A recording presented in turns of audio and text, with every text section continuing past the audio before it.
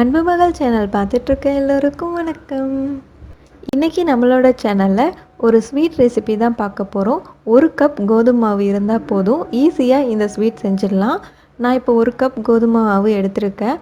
இது கூட 2 ஸ்பூன் அளவுக்கு சுகர் ஆட் பண்ணிக்கோங்க. கொஞ்சமாக உப்பு ஆட் பண்ணிக்கிறேன். நம்ம வந்து ஸ்வீட் ரெசிபி செய்யும் போது லைட்டாக ஒரு பிஞ்ச் அளவுக்கு மட்டும் சால்ட் ஆட் பண்ணால் போதும். பால் வந்து நல்லா காய்ச்சி ஆற வச்ச பால். நம்ம ஃபஸ்ட்டு கோதுமை மாவு எந்த கப்பால் எடுத்தோமோ அந்த கப்பால் 3/4 கப் அளவுக்கு நான் ஆட் பண்ணிக்கிறேன். மாவு வந்து நல்லா சப்பாத்தி மாவு மாதிரி பிசைஞ்சிக்கணும். கொஞ்சம் வந்து தண்ணியாக இருந்தாலும் பரவாயில்ல, நம்ம வந்து 15 நிமிஷம் இதை ஊற வைக்க போகிறோம். அப்போது வந்து கரெக்டாகிடும். நீங்கள் வந்து கொஞ்சம் ரொம்ப குழ குழன்னு இருக்குது அப்படிங்கிறதால மாவு எக்ஸ்ட்ரா ஆட் பண்ணிட வேண்டாம். 1 ஸ்பூன் அளவுக்கு நெய்யை ஆட் பண்ணி மேலே ஃபுல்லாக தடவி விட்டுட்டேன். இப்போ ஒரு தட்டு போட்டு நம்ம மூடி வச்சிடலாம். இது வந்து 15 நிமிஷத்துக்கு அப்படியே இருக்கட்டும். இந்த மாவு வந்து ஊறிட்டுருக்க கேப்பில் இதுக்கு நடுவில் வைக்கிற ஃபில்லிங் வந்து நம்ம ரெடி பண்ணிக்கலாம். அரை மூடி தேங்காய் வந்து துருவி எடுத்திருக்கேன். அது கூட கொஞ்சமாக டூட்டி ஃப்ரூட்டி ஆட் பண்ணுறேன். எல்லா கலர்லேயும் கொஞ்சம் கொஞ்சம் ஆட் பண்ணியிருக்கேன். 2 ஏலக்காவை நல்லா தட்டி இதில் ஆட் பண்ணிக்கலாம். சுகர் வந்து நான் 4 ஸ்பூன் அளவுக்கு ஆட் பண்ணுறேன். நீங்கள் டேஸ்ட் பண்ணி பார்த்துட்டு உங்களுக்கு இன்னும் கொஞ்சம் அதிகமாக சுகர் வேணும்னா எக்ஸ்ட்ரா கூட ஆட் பண்ணிக்கலாம். ஆனால் இது வந்து கரெக்டாக இருக்கும். எல்லாத்தையும் வந்து நல்லா மிக்ஸ் பண்ணிக்கோங்க. டூட்டி ஃப்ரூட்டி உங்ககிட்ட இல்லைன்னா பரவாயில்ல, ஸ்கிப் பண்ணிடலாம். அதுக்கு பதில் முந்திரி, பாதாம், பிஸ்தா இந்த மாதிரி எது இருந்தாலும் நீங்கள் ஆட் பண்ணிக்கலாம். கொஞ்சம் டெக்கரேஷனுக்காக தான் நான் இதை ஆட் பண்ணியிருக்கேன். இப்போது மாவு வந்து நல்லா 15 நிமிஷம் ஊறிடுச்சு.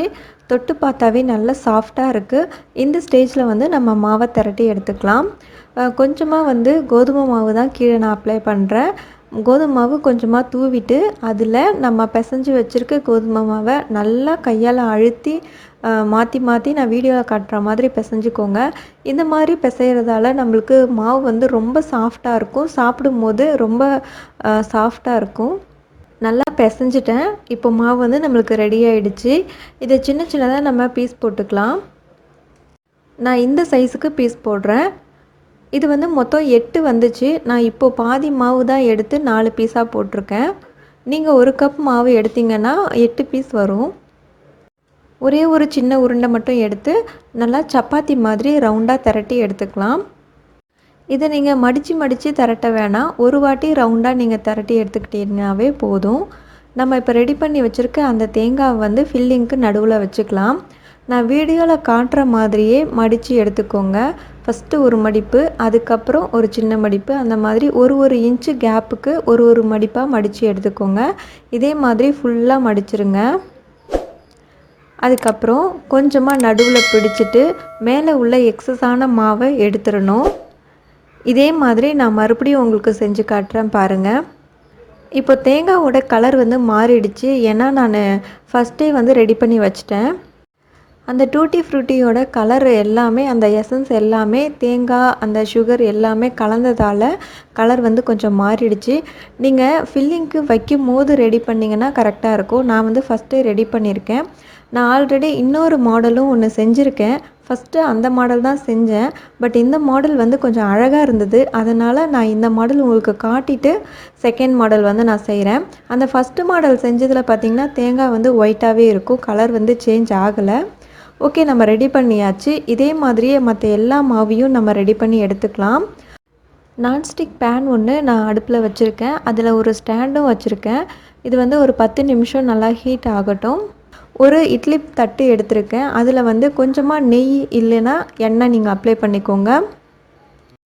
அதில் நம்ம ரெடி பண்ணி வச்சுருக்கிறத நம்ம வச்சுக்கலாம். இங்கே மேலே கூட நான் சும்மா டெக்கரேஷனுக்காக தான் அந்த டூட்டி ஃப்ரூட்டி வைக்கிறேன். நீங்கள் பாதாம், முந்திரி அந்த மாதிரி இருந்தால் கூட நீங்கள் வச்சுக்கலாம். இந்த டூட்டி ஃப்ரூட்டி வந்து நம்ம வீட்டிலே ரெடி பண்ணதான். வாட்டர்மெலன் சாப்பிடுவோம் இல்லையா, சாப்பிட்டதுக்கப்புறம் அது மேலே உள்ள அந்த க்ரீன் கலர் லேயரால் நான் செஞ்சுருக்கேன். டூட்டி ஃப்ரூட்டி வந்து பப்பாளி காயாக இருக்கும்போது செய்வாங்க. அதை கட் பண்ணி செய்வாங்க. ஆனால் இந்த வாட்டர்மெலனோட தோல் இருக்குல்ல, மேலே க்ரீன் கலர் லேயர், அதில் தான் நான் செஞ்சுருக்கேன். பட் டேஸ்ட் வந்து ரெண்டுமே ஒரே மாதிரி தான் இருக்குது. சூப்பராக இருக்குது. சரி, வாட்டர்மெலன் சாப்பிட்டுட்டு அந்த தோலை வேஸ்ட் பண்ண வேணாமேன்னு ட்ரை பண்ணேன். ரொம்ப சூப்பராக வந்திருக்கு. மேலே கொஞ்சம் நெய் அப்ளை பண்ணிக்கிறேன். உங்ககிட்ட ஆயில் இருந்ததுன்னா நீங்கள் ஆயில் கூட அப்ளை பண்ணிக்கலாம். மேலே வந்து நல்லா சாஃப்டாக வரணும் அப்படிங்கிறதுக்காக தான் நான் அப்ளை பண்ணுறேன். நெய் இல்லை ஆயில் எது வேணால் நீங்கள் அப்ளை பண்ணலாம். இப்போ ஆல்ரெடி நம்ம ஹீட் பண்ணுறதுக்கு வச்சுருந்தோம் இல்லையா, அந்த பேன் மேலேயே இந்த இட்லி தட்டை எடுத்து வச்சுட்டு மூடிட்டேன். இது வந்து ஒரு 10 நிமிஷம் கழித்து மறுபடியும் எடுத்து பாருங்கள். உங்களுக்கு ஒட்டாமல் மேலே வந்து கொஞ்சம் கலர் மாறி இருக்கும். நீங்கள் இப்போ மறுபடியும் திருப்பி போட்டுருங்க. ஏன்னா மேல் பக்கம் வந்து கொஞ்சம் வேகாமல் இருக்கும், அடிப்பக்கம் மட்டும் வெந்திருக்கும். நம்ம இந்த மாதிரி திருப்பி போட்டு வேக வைக்கும்போது 2 சைடுமே நல்லா ப்ரௌன் கலரில் வெந்துடும். இப்போ மறுபடியும் நான் திருப்பி வைக்கிறேன். 10 நிமிஷம் அந்த சைடு, 10 நிமிஷம் இந்த சைடுன்னு 2 சைடுமே மாற்றி மாற்றி வேக வைக்கணும். 2 சைடுமே நல்லா கொஞ்சம் ப்ரௌன் கலரில் வெந்து வந்ததுக்கப்புறம் நம்ம எடுத்துக்கலாம். ஒரு 25லேருந்து 30 மினிட்ஸ்க்குள்ளே நமக்கு சூப்பராக ரெடி ஆகிடும். இப்போ ரெடி ஆகிடுச்சு பாருங்கள். நான் டெக்கரேஷனுக்காக கொஞ்சம் டூட்டி ஃப்ரூட்டி போட்டு வச்சுருக்கேன். இப்போது இதை வந்து நான் பிச்சு காட்டுறேன், எப்படி இருக்குன்னு பாருங்கள். ரொம்ப சாஃப்டாக இருக்குது. உள்ளே அப்படியே நல்லா ஜூஸியாக இருந்தது. ஆல்ரெடி வந்து நான் அந்த ஃபில்லிங் ரெடி பண்ணி கொஞ்சம் நேரம் ஆனதால் எல்லாமே கலர் அதில் இறங்கி போயிடுச்சு. ஸோ ரொம்ப சூப்பராக ஜூஸியாக இருந்தது பார்க்கும்போது. சாப்பிடும் போதும் டேஸ்ட் வந்து ரொம்ப ரொம்ப சூப்பராக இருந்தது. இப்போது இன்னொரு மெத்தட் நான் உங்களுக்கு காட்டுறேன். அதே அந்த மாவு இருக்கு இல்லையா, அதை வந்து நான் இப்போது கட்டமாக ஃபஸ்ட்டு நம்ம ரெடி பண்ணோம்ல அதே மாவு தான் நான் வந்து இந்த ஷேப்பில் திரட்டி வச்சுருக்கேன். ரவுண்ட் ஷேப்பில் திரட்டினது வந்து நம்ம அந்த மாடல் ரெடி பண்ணோம். இது வந்து பப்ஸ் மாடலில் இருக்கும் பார்க்கும்போது. இந்த மாதிரி ஸ்கொயர் ஸ்கொயராக கட் பண்ணிக்கோங்க. இது மேலே ஒன்றோட ஒன்று ஒட்டாமல் இருக்கிறதால மறுபடியும் கொஞ்சமாக வந்து கோதுமை மாவு அப்ளை பண்ணி எல்லாத்தையும் அடுக்கி எடுத்துக்கிறேன். ஒரே ஒரு லேயர் மட்டும் எடுத்து அதில் நம்ம ஃபில்லிங் வைக்க போகிறோம். இது வந்து ரொம்ப ஹார்டாலாம் இருக்காது, சாஃப்டாக தான் இருக்குது. பார்க்கும்போது தான் உங்களுக்கு ஹார்டாக இருக்கிற மாதிரி தெரியும். பட் வந்து சாஃப்டாக தான் இருந்துச்சு. இப்போது இந்த தேங்காய் பாருங்கள் நல்லா ஒயிட் கலரில் இருக்குது. ஏன்னா அந்த தேங்காய் இது நான் ரெடி பண்ண உடனே ஃபஸ்ட்டு இந்த மாடல் தான் செஞ்சு பார்த்தேன். பார்க்குறதுக்கு பப்ஸ் மாதிரி இருந்துச்சு. ஆனால் ரொம்ப அட்ராக்டிவாக தெரியலையே அப்படின்னு சொல்லிட்டு திடீர்னு அந்த மாதிரி ஷேப்பில் செஞ்சால் நல்லா இருக்குமேன்னு யோசனை வந்துச்சு. அதுக்கப்புறம் அந்த ஷேப்பில் நான் செஞ்சேன்.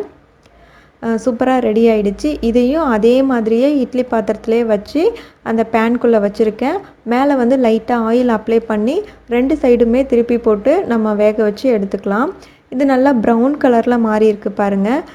இது அப்படியே பப்ஸ் மாதிரியே இருக்கும் பார்க்குறதுக்கு. ஸ்வீட் பப்ஸு சாப்பிட்றோம் இல்லையா, அந்த டேஸ்ட்லேயே தான் இருந்துச்சு.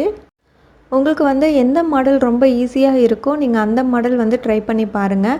ஆனால் டேஸ்ட் வந்து 2மே ஒன்று தான். ஒரே மாதிரி மாவு தான், அந்த ஒரே ஃபில்லிங் தான் நான் வந்து வைக்கிறேன். இப்போது இதை வந்து நான் ஓப்பன் பண்ணி காட்டுறேன். இது வந்து கலர் மாறவே இல்லை. அந்த தேங்காவோட கலர் வந்து மாறவே இல்லை பாருங்கள், அப்படியே இருக்குது. அது வந்து தேங்காய் நம்ம ரெடி பண்ணதுக்கப்புறமா அந்த சர்க்கரை வந்து நல்லா ஜூஸி ஆகிடுச்சு. ஸோ டூட்டி ஃப்ரூட்டியில் இருந்த கலரு எசன்ஸ்லாம் அதில் இறங்கிடுச்சு. பட் இதில் வந்து நம்ம செஞ்ச உடனே ஃபில்லிங் வச்சதால் இந்த தேங்காவோட கலர் சேஞ்ச் ஆகவே இல்லை. இந்த ஈஸியான ரெசிப்பியை நீங்கள் ட்ரை பண்ணி பாருங்கள். உங்கள் வீட்டில் இருக்கவங்களுக்கெலாம் செஞ்சு கொடுத்துட்டு எப்படி இருக்குன்னு எனக்கு கமெண்ட்ஸில் சொல்லுங்கள். இருப்பதை வைத்து இன்பமாக வாழலாம். தேங்க்யூ.